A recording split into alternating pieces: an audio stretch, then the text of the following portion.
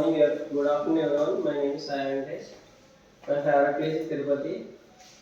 Spiritual powerhouse, the Sri Venkateswara Swami temple.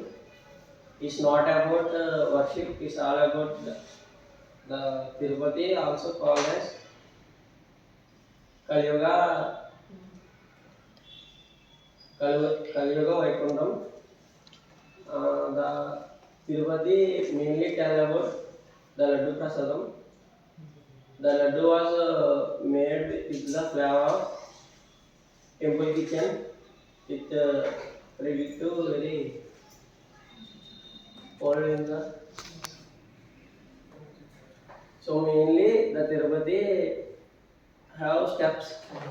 Albiri Mettu, Srivan Mettu. It was 3,550 steps.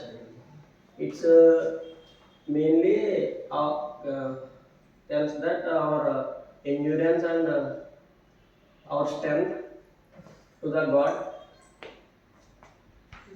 So that Tirupati was the mainly peaceful place in the world.